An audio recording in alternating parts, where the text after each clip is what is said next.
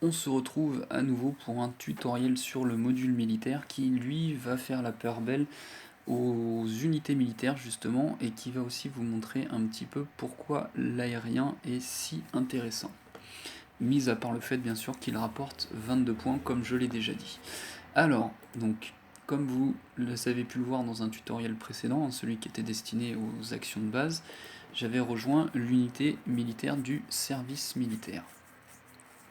Donc, on peut voir en première page les caractéristiques de l'unité militaire. Donc, le service militaire compte 60 membres, 11 régiments et a été fondé le jour 1218. Vous voyez, c'était il y a quand même un peu plus de 2000 jours, donc il y a un petit moment. Ensuite, vous avez la chaîne de commandement. Le commandant de l'unité militaire est Gibus 69. Vous avez les commandants en second, Guizuit et Fabencal. Et ensuite, vous avez différents chefs de régiment. Donc ici, mon chef de régiment, c'est Keloraz. Et je vois également deux autres capitaines qui sont Fraken et Emerald. Donc en première page, vous avez également les ordres. Donc vous voyez, les ordres qui ont été déployés. Donc il y en a qu'un, c'est se battre en Serbie. Enfin, se battre pour la Serbie en Thessalie. Et donc si vous battez 25 adversaires, vous aurez rempli l'ordre de mission journalier de l'unité militaire et vous aurez une récompense. On verra si on arrive à le faire, ça va être un peu compliqué, mais je peux le tenter. Ensuite, vous avez ici le détail de tous les membres de l'unité militaire, donc vous avez leurs forces, donc vous voyez, beaucoup de débutants avec des forces très faibles, excepté pour Gibus 69 qui s'occupe justement de l'unité militaire pour former les nouveaux. Vous avez donc à nouveau la perception, donc qui n'a toujours pas été implantée, les dégâts qui ont été faits sur le module terrestre, donc pareil, Gibus 69 fait très mal puisqu'il a beaucoup de force. Vous voyez, quand on n'a pas beaucoup de force, on fait quasiment rien. Et la plupart des joueurs tapent dans l'aérien et du coup on voit pas leurs dégâts apparaître ici. Ouais, bah voilà, normalement les dégâts d'aviation apparaissent ici, mais j'ai l'impression que ça ne fonctionne pas encore.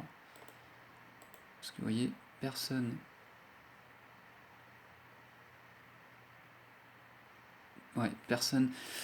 pour le moment n'a de dégâts, alors qu'évidemment il y a des joueurs qui ont fait des dégâts depuis le début de la semaine. Donc ensuite vous avez les ordres de mission qui ont été complétés pendant la semaine, donc c'est pas très intéressant. Pareil, les médailles gagnées, on s'en fiche un petit peu. Par contre, vous avez donc le régiment où se trouvent les joueurs, et vous avez également le rang en aviation et par grade militaire. Donc en plus, on peut trier, voilà, par rang descendant. Donc vous voyez, le plus haut c'est Gibus 69, New Flies Away, etc. Et à mesure qu'on va descendre dans les niveaux, on va arriver sur des rangs plus faibles. Donc ça peut être un intérêt pour vous si vous voulez si vous voulez voir votre évolution au sein de l'unité militaire. Si vous gagnez des places, c'est que vous faites plus de dégâts que les autres. Ensuite, ici, on a un troisième onglet donc, sur lequel vous n'avez pas grand chose. Vous voyez juste les fonds de l'unité militaire de 135 000 francs. Si vous étiez commandant, vous verriez en plus ici d'autres onglets pour pouvoir mettre des ordres de combat en place. Donc les ordres de combat, ce sont tout simplement des budgets qui sont affectés à une bataille, et lorsque les joueurs cochent la case, je vais vous montrer après comment ça marche, ils reçoivent en fait de l'argent à chaque fois qu'ils tapent. On va le voir en détail juste derrière. Donc ici vous voyez toutes les dépenses qui ont été réalisées par l'unité militaire pour justement essayer de défendre certaines régions. On voit par exemple ici il y a 1 million qui a été dépensé, même 1,5 million qui a été dépensé pour défendre la région du Limousin de l'Argentine. Donc ça c'est quand ils ont envoyé l'attaque aérienne. Et ensuite régulièrement on a des dépenses pour essayer de récupérer des régions, soit dans les batailles directes, soit dans les guerres de résistance. On voit également qu'on a essayé de défendre, on a mis quelques centaines de francs, on va dire, pour défendre notre colonie en Arabie Saoudite. Là, vous voyez effectivement une dépense en Thaïlande. Bon, ça, c'est tout simplement le budget du SMA, du service militaire aérien, qui est un projet communautaire qui a été retiré par Gibus 69 pour pouvoir payer les joueurs. Et ici, vous avez une description militaire. Bon, c'est pas très important. Alors, comme je vous l'ai dit, ici, pour le commandeur, il y a moyen de mettre des ordres de mission pour les combattants afin qu'ils gagnent de l'argent quand ils combattent. Donc on va aller voir ça tout de suite. Donc vous pouvez mettre ces ordres de mission soit en interne pour que seuls les joueurs de votre unité militaire en profitent. Vous pouvez faire en sorte que tous les Français puissent en profiter. Et vous pouvez en faire en sorte que tous les joueurs du jeu puissent en profiter, histoire d'attirer des combattants de votre côté. Donc vous voyez par exemple ici, la Serbie veut des combattants, donc elle a mis de l'argent. Donc je vais vous montrer, si ça veut bien arrêter de ramer. Bon, je m'excuse un petit peu pour les... Ah bah, il y est plus. Ouais, tant pis, on va aller voir ailleurs. Là, c'est pas du bon côté. Ah oui, non, en fait, je suis du mauvais côté. Je suis allié avec la Grèce ici, c'est pour ça que je le voyais pas. Ce qu'on va faire, c'est qu'on va aller se déplacer, j'en ai vu un tout à l'heure, voilà. Il y en a un pour l'Inde, on va aller taper dans une guerre d'indépendance. Donc comme c'est une guerre d'indépendance, je vais être obligé de me déplacer dans le pays. C'est vraiment horrible, c'est là que je m'excuse, hein, c'est pas évident. Voilà, tiens, on va aller à Burgas. Enfin, il faut que je me déplace pas en Inde, pas forcément en Inde, mais en tout cas en Bulgarie, pour pouvoir combattre pour l'Inde. Donc, en gros, l'ordre de combat, c'est ce qui apparaît ici. Et lorsqu'on va venir cocher la petite case, vous voyez, si la domination est en dessous de 52%, je vais gagner des francs à chaque fois que je tape. Et donc, c'est 50 000 francs pour 1 million d'influence. Donc si je fais 100 000, je vais gagner 5 000 francs. Si je fais 10 000, je vais gagner 500 francs. Et si je fais seulement 1000, je vais gagner 50 francs. Si j'ai pas fait d'erreur de calcul.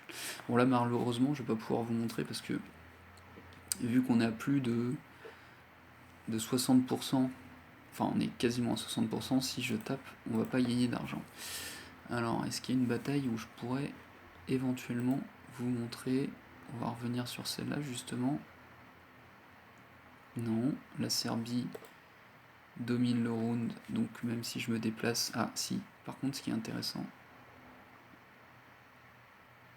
c'est que là on l'a vu, ouais, c'est aussi 55%, donc je vais rien gagner. Là, 51%, on va voir, mais j'ai peur que ce soit pareil.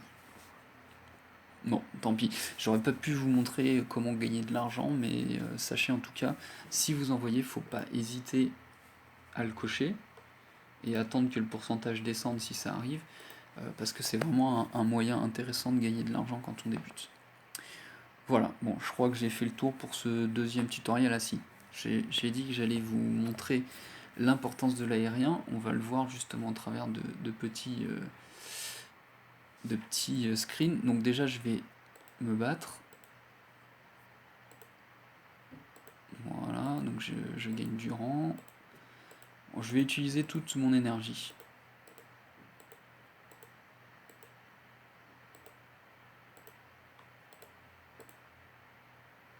Ah merde, je suis dans le module terrestre. Grosse bêtise. Ok, bon, c'est pas grave. Je vais donc retourner en Inde.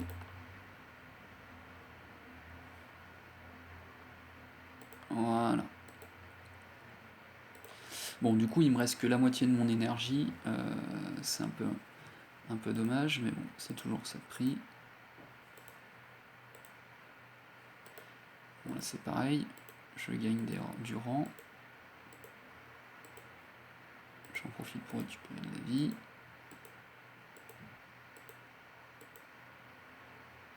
Bon, vous voyez, j'ai fait 1624, même plus, 1732 en influence.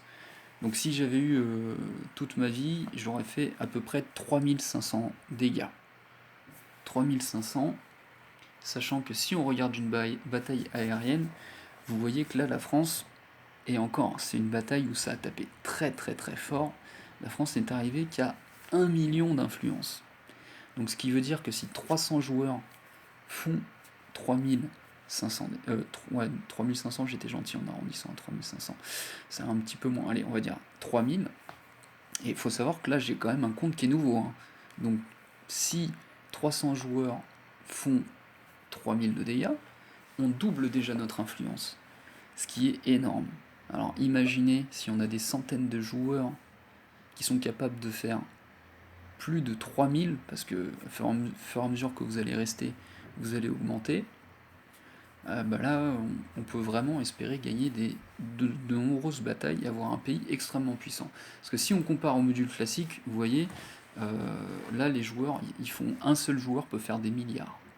Et ils font tous des centaines de millions, ça c'est en division 4, donc c'est particulier, mais les joueurs font tous plusieurs millions de dégâts, et vous, quand vous allez commencer, vu que vous n'avez pas de force, vous n'allez rien faire. Voilà. Si on prend, vous voyez, la même chose, mais ce coup-ci pour une bataille terrestre et non plus aérienne, où ça a tapé très fort, les dégâts se chiffrent en milliards pour les pays.